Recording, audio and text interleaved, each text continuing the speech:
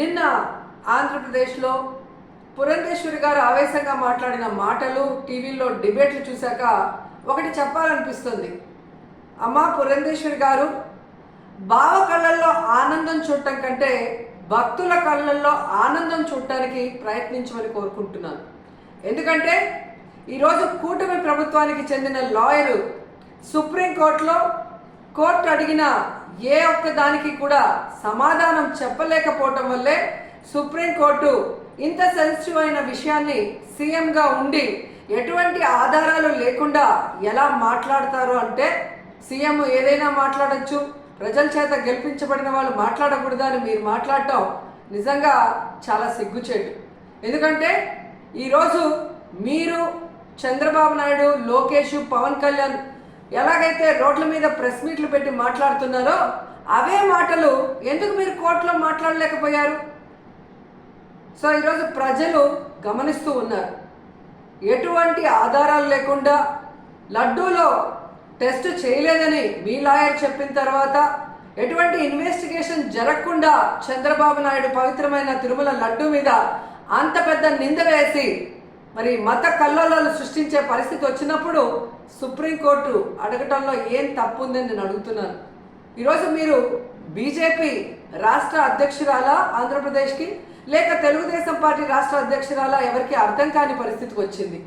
ఎందుకంటే బావ కళ్ళల్లో ఆనందం చూడటం కోసం బావ చేసే తప్పుల్ని వెనకేసుకొస్తున్నట్టు ఉంది. కానీ ఈరోజు 140 కోట్ల హిందువుల మనోభావాలను దెబ్బతీసే చంద్రబాబు నాయుడు స్టేట్మెంట్ని సరిదిద్ది అందరికీ ఊరట కలిగించాల్సిన బాధ్యత బీజేపీలో ఉన్న రాష్ట్ర అధ్యక్షురాలుగా మీకు ఉంది అన్న విషయాన్ని తెలుసుకొని, మరి పైన బీజేపీ పెద్దలు ఎవరైతే ఉన్నారో ప్రధానమంత్రి గారికి కానీ, అలాగే సుప్రీంకోర్టులో మీ లాయర్తో మరి ఇన్వెస్టిగేషన్కి రెడీ కమ్మని చెప్పండి.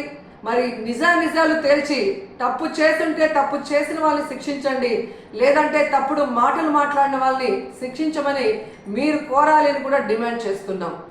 ఎందుకంటే ఈరోజు ఒక తిరుపతి అమ్మాయిగా తిరుపతి మీద ఇంత అప్రతిష్ట తెచ్చే విధంగా చంద్రబాబు నాయుడు ఒక ముఖ్యమైన సీఎం పోస్ట్లో ఉండి ఎటువంటి ఆధారాలు లేకుండా, ఎటువంటి టెస్టులు చేయకుండా మాట్లాడటం కరెక్ట్ కాదని కూడా ఈ సందర్భంగా తెలియజేసుకుంటున్నాం.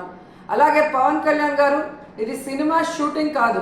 రోజుకొక వేషాన్ని వేసుకొని రోజుకొక మాట మాట్లాడుతూ ఈరోజు అందరి మనోభావాల్ని దెబ్బతీయటానికి మీకు అధికారం లేదని కూడా ఈ సందర్భంగా తెలియజేసుకుంటున్నా. ఈరోజు ఏదైతే మీరు చేశారో ప్రాయశ్చిత్త దీక్ష, అది మీరు చేసిన తప్పులకి భగవంతుడు మీ చేత చేయించిన ప్రాయశ్చిత్త దీక్ష తప్ప మరొకటి కాదు. ఎందుకంటే ఈరోజు భగవంతుడే లేడని చెప్పిన మీ కుటుంబ సభ్యులు, మీరు, అలాగే ఏ రోజు హిందూయిజం కూడా గురించి మాట్లాడని మీరు, ఎన్నికల గురించి ముందు మీరు మాట్లాడిన మాటలకి ఈరోజు మీరు మాట్లాడుతున్న మాటలకి, మీరు వేస్తున్న వేషాలకి సంబంధం లేకుండా ఉండటం ప్రజలు గమనిస్తూనే ఉన్నారు. సో ఇప్పటికైనా జగన్మోహన్ రెడ్డి గారిని టార్గెట్ చేయాలి, కార్నర్ చేయాలనుకోను, లేదా బీజేపీ రేపు ఆంధ్రప్రదేశ్లో ఎంటర్ అయితే మన పరిస్థితి ఏంటి అని చంద్రబాబు నాయుడు చేస్తున్న ఈ డ్రామాలో మీరు కూడా పాలు పంచుకుంటున్నారో ఏంటో కానీ ఎవరికి అర్థం కావట్లేదు.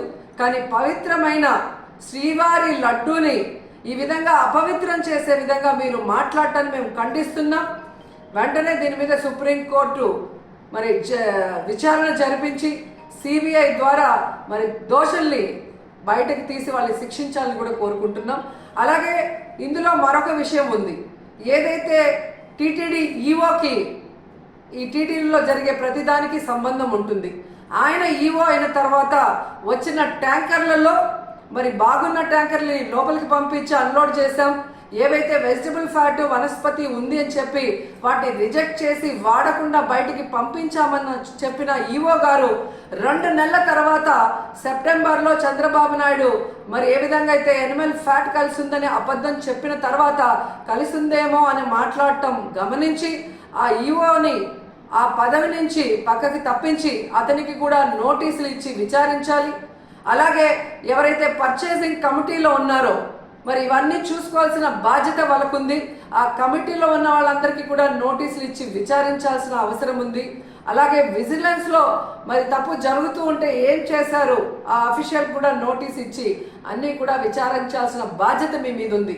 ఎందుకంటే ఈరోజు చంద్రబాబు నాయుడు, పవన్ కళ్యాణ్ అపోజిషన్లో లేరు. అపోజిషన్లో ఉండి మాట్లాడింటే ఓకే అని చెప్పి ఎవరైనా కూడా మీ మాటలు నమ్మే అవకాశం ఉంటుంది. కానీ ఈరోజు మీరు అధికారంలో ఉండి విచారించాల్సిన అధికారం మీ చేతిలో పెట్టుకొని ఈరోజు ఆధారాలు సేకరించాల్సిన బాధ్యత మీ దగ్గర ఉండి కూడా అవేవి చేయకుండా కేవలం జగన్మోహన్ రెడ్డి గారి మీద నిందలు వేయాలి, వైఎస్ఆర్సీపీ అనేది లేకుండా చేయాలి అన్న ఒక కాన్సెప్ట్తో మీరు ముందుకు వెళ్ళటం వల్లే ఈరోజు అది బ్యాక్ ఫైర్ అయ్యి మీరు చెప్తున్న అబద్ధాలు ప్రజలందరూ కూడా గమనించే పరిస్థితి వచ్చిందని కూడా ఈ సందర్భంగా తెలియజేసుకుంటున్నాం.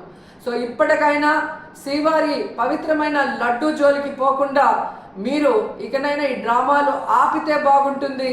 సుప్రీంకోర్టు విచారణకి మేము సిద్ధం, సిబిఐ వేసుకున్న మేము సిద్ధమని చంద్రబాబు నాయుడు, పవన్ కళ్యాణ్ అలాగే పురంధేశ్వరి గారు చెప్పాల్సిన అవసరం కూడా ఉందని చెప్తున్నాను.